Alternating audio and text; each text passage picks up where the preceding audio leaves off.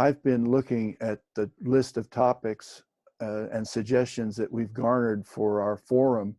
There's so many. I mean, for example, do men and women experience Kundalini in the same way? How do you live with Kundalini? What role does Kundalini play in spiritual awakening?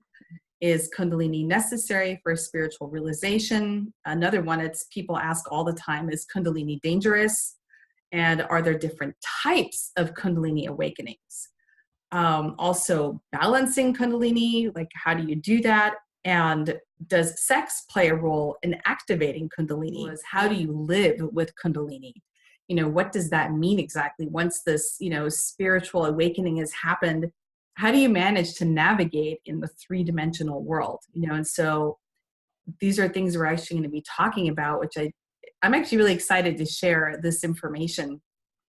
People like to do a lot of reading, and the more reading they do, they tend to drift away from practice, because practice is demanding. It's doing. You've got to actually do something. Whereas reading, it's a passive exercise. What to do when Kundalini isn't wanted. Not everyone agrees on what triggers Kundalini, what its effects are, or how to live with it. In and of itself, it's not malevolent.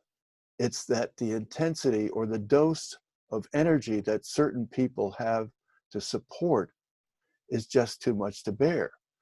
However, blaming Kundalini is senseless. It's like blaming evolution for enabling us to walk on two legs instead of crawling on our bellies. Wow. So there's so much to talk about with all this. Yeah. Yeah, I feel like we're going to... When you said the stomach, was that like the stomach was like rolling? It was like it looked like someone who was a very well-trained, let's say even more so than someone who would be a well-trained belly dancer. You ever see them do stomach rolls? Yeah, yeah. But imagine seeing that to an extent where you wouldn't even think it's humanly possible. There's a yoga pose that I don't know if it's related to that in the same process, but it's called the Nauli.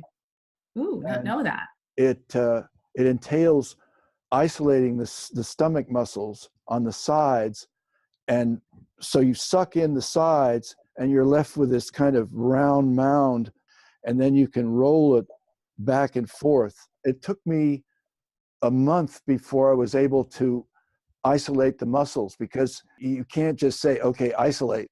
You've got to kind of visualize it, and all of a sudden, boing, these muscles just clamp down, and you have this mound and you're able to roll it. Funny, I just read an article. I came up in my my Apple newsfeed about, I think it was written through the Scientific American. I'm not 100% sure though, about how there's evidence and they show like how we actually are still evolving.